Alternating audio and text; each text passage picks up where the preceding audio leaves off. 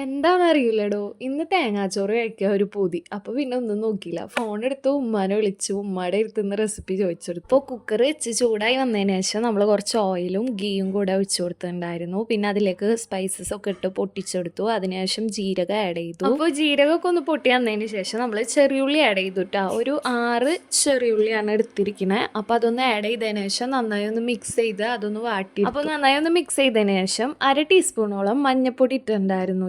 മഞ്ഞപ്പൊടി ഒന്ന് വഴറ്റിയെടുത്തതിന് ശേഷം പിന്നെ വേണ്ടത് തേങ്ങ ആയിരുന്നു കേട്ടോ.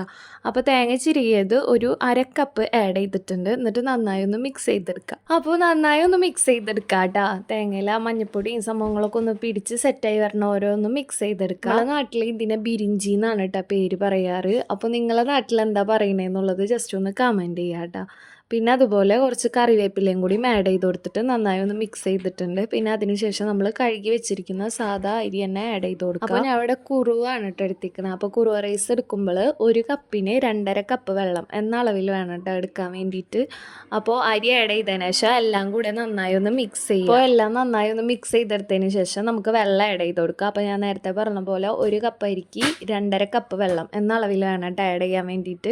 എന്നിട്ട് വെള്ളം കൂടിയും ആഡ് ചെയ്തിട്ട് നന്നായി ഒന്ന് മിക്സ് ചെയ്തെടുക്കുക. പിന്നെ നമുക്ക് ആവശ്യത്തിന് ഉപ്പും കൂടി ആഡ് ചെയ്ത് കൊടുക്കുക. പിന്നെ ഒരു 2-3 വിസിലിട്ട്. അപ്പോൾ അരിയൊക്കെ ഒന്ന് വെന്ത് വരുമ്പോഴേക്കും നമുക്ക് ചിക്കൻ റോസ്റ്റ് സെറ്റാക്കി എടുക്കാം. അപ്പോൾ അതിനായിട്ട് മുളക് പൊടി ഒരു 2 ടീസ്പൂൺ, പിന്നെ മഞ്ഞൾപ്പൊടി 1/2 ടീസ്പൂൺ, കാശ്മീരി മുളക് പൊടി 1 ടീസ്പൂൺ, കുരുമുളക് പൊടി 1/2 ടീസ്പൂൺ, പിന്നെ ഉപ്പ്, പിന്നെ കുറച്ച് വിനാഗിരി എന്നിവ ആഡ് ചെയ്തിട്ട് ചിക്കനിൽ നന്നായി ഒന്ന് കായം വരട്ടെ. വേണമെങ്കിൽ ചിക്കനിൽ ആ മസാലയൊക്കെ ഒന്ന് പിടിക്കാൻ വേണ്ടിയിട്ട് 1/2 മണിക്കൂർ ഒന്ന് ജസ്റ്റ് മാറ്റി വെക്കാം കേട്ടോ. പിന്നെ അതിന് ശേഷം ഒരു പാത്രം വെച്ച് ചൂടായി വന്നതിന് ശേഷം വെളിച്ചെണ്ണ ആഡ് ചെയ്ത് കൊടുക്കുക. വെളിച്ചെണ്ണ ഒന്ന് ചൂടായി വന്നതിന് ശേഷം സവാള ഞാനൊരു 2.5-3 സവാളാണ് കേട്ടോ എടുത്തിരിക്കുന്നത്. അപ്പോൾ സവാള ആഡ് ചെയ്ത് കൊടുത്തതിന് ശേഷം കുറച്ച് ഉപ്പും കൂടി ഇട്ടിട്ട് സവാള നല്ലപോലെ ഒന്ന് വഴറ്റിയെടുക്കാം. സവാള ഒന്ന് വഴണ്ടി വന്നതിന് ശേഷം നമുക്ക് അതിലേക്ക് ഇഞ്ചി, വെളുത്തുള്ളി, പച്ചമുളക് എന്നിവ ചതച്ചത് ആഡ് ചെയ്ത് കൊടുക്കാം കേട്ടോ. അപ്പോൾ 2 പച്ചമുളക്, പിന്നെ ഒരു 4 അല്ലി വെളുത്തുള്ളി, പിന്നെ ഒരു ചെറിയ കഷ്ണം ഇഞ്ചി എന്നിവ ചതച്ചതാണ് കേട്ടോ ആഡ് ചെയ്ത് കൊടുത്തിരിക്കുന്നത്. പിന്നെ അതൊക്കെ ഒന്ന് വഴണ്ടി വന്നതിന് ശേഷം അതിലേക്ക് ഒരു തക്കാളി, വലിയ തക്കാളി ആയിരുന്നു, അപ്പോൾ ഒരു തക്കാളി ആഡ് ചെയ്ത് കൊടുത്തിട്ടുണ്ട്. എന്നിട്ട് നന്നായി ഒന്ന് മിക്സ് ചെയ്തെടുക്കുക. അപ്പോൾ തക്കാളിയൊക്കെ ആ സവാളയിൽ കിടന്ന് നല്ലപോലെ ഒന്ന് ഉടഞ്ഞ് സെറ്റായി വന്നിട്ടുണ്ട് കേട്ടോ. അപ്പോൾ അതിനുശേഷം അതിലേക്ക് 1/2 ടീസ്പൂൺ മഞ്ഞൾപ്പൊടി, പിന്നെ 1 ടീസ്പൂൺ കാശ്മീരി ചില്ലി, 1/2 ടീസ്പൂൺ കുരുമുളക് പൊടി, പിന്നെ ഒരു 2.5 ടേബിൾ സ്പൂണോളം മല്ലിപ്പൊടിയും കൂടി ആഡ് ചെയ്ത് കൊടുക്കട്ടോ. എന്നിട്ട് നന്നായി ഒന്ന് മിക്സ് ചെയ്ത് നല്ലപോലെ ഒന്ന് വഴറ്റിയെടുക്കുക.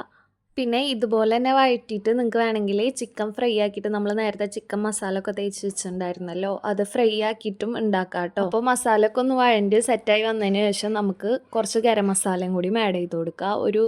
ഒരു ടീസ്പൂണ് ഗരം മസാല ആഡ് ചെയ്ത് കൊടുത്തിട്ടുണ്ട് കേട്ടോ. പിന്നെ അതിലേക്ക് നമ്മൾ കായം പരട്ടി വെച്ചിരിക്കുന്ന ചിക്കനും കൂടി ആഡ് ചെയ്ത് കൊടുക്കുക. എന്നിട്ട് നന്നായി ഒന്ന് മിക്സ് ചെയ്തെടുക്കുക. പിന്നെ ഞാൻ പറഞ്ഞല്ലോ ബിരിഞ്ചി ചോറിന്ന് നേരത്തെ, അപ്പോൾ ബിരിഞ്ചി ചോറിൻ്റെ ഒപ്പം ബെസ്റ്റ് കോംബോ എന്ന് വെച്ചാൽ ബീഫാണ് കേട്ടോ. ഒന്നില്ലെങ്കിൽ ബീഫ് കറി അല്ലെങ്കിൽ ബീഫ് റോസ്റ്റ്, അടിപൊളിയാണ്.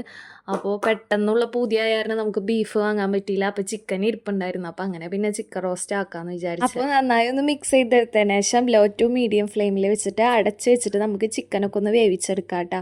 ഒരു 15-20 മിനിറ്റ് മൂടി വെച്ചിട്ട് വേവിച്ചെടുക്കുക. അപ്പോൾ ഇതുപോലെ നിങ്ങൾ ചിക്കൻ റോസ്റ്റ് ഉണ്ടാക്കിയിട്ടില്ലെങ്കിൽ എന്തായാലും ട്രൈ ആക്കി വെക്കണം കേട്ടോ. നല്ല അടിപൊളി ടേസ്റ്റാണ്. നമുക്ക് അതുപോലെ പത്തിരിക്കൊക്കെ ഇതുപോലെ തന്നെ ട്രൈ ആക്കി വെക്കാം കേട്ടോ. നല്ല ടേസ്റ്റാണ്. അപ്പോൾ അതിനുശേഷം നമുക്ക് ഒരു 15-20 മിനിറ്റൊക്കെ ആയപ്പോഴത്തേനും ചിക്കൻ വെന്ത് നല്ലപോലെ സെറ്റായി വന്നിട്ടുണ്ടായിരുന്നു കേട്ടോ. പിന്നെ അതിലേക്ക് കുറച്ച് മല്ലിയില അതുപോലെ തന്നെ കറിവേപ്പിലയും കൂടി ജസ്റ്റ് മേലൊന്ന് ഇട്ട് കൊടുത്തിട്ടുണ്ട്. എന്നിട്ട് മൂടി വെച്ചിട്ട് നമുക്ക് ഒരു 5 മിനിറ്റും കൂടി മൂടി വെച്ചിട്ട് ജസ്റ്റ് ഒന്ന് ഇതാക്കിയെടുക്കാം. അപ്പോൾ ചിക്കൻ റോസ്റ്റ് ഇവിടെ സെറ്റായി വന്നിട്ടുണ്ട് കേട്ടോ. അപ്പോൾ എല്ലാവരും ഒന്ന് മാക്സിമം ട്രൈ ആക്കി വെക്കാം കേട്ടോ, മറക്കരുത്. അതുപോലെ തന്നെ ഫ്രണ്ട്സിനും ഫാമിലിക്കൊക്കെ ഒന്ന് ഷെയർ ചെയ്ത് കൊടുക്കുക. ഇത് ബിരിഞ്ചി ചോറിന് മാത്രമല്ല കേട്ടോ, ഈ ചിക്കൻ റോസ്റ്റ് നമുക്ക് എന്താ സാധാ ചോറിൻ്റെ ഒപ്പം അതുപോലെ തന്നെ ഗീ റൈസിൻ്റെ ഒപ്പമൊക്കെ നമുക്ക് കഴിക്കാം. നല്ല അടിപൊളി ടേസ്റ്റാണ്. അപ്പോൾ ഒരു 3 വിസിൽ വന്നപ്പോഴത്തേനും നമ്മളെ ബിരിഞ്ചി ചോറും ഇവിടെ സെറ്റ് ആയിട്ടുണ്ട്. അപ്പോൾ ചിക്കൻ റോസ്റ്റും ബിരിഞ്ചി ചോറും എല്ലാവരും ഒന്ന് മാക്സിമം ട്രൈ ആക്കി വെക്കുക. അതുപോലെ തന്നെ ഫീഡ്ബാക്കൊക്കെ ഒന്ന് കമൻറ്റ് ചെയ്യാം കേട്ടോ. അപ്പോൾ ഇത്രേ ഉള്ളൂ. Thanks for watching.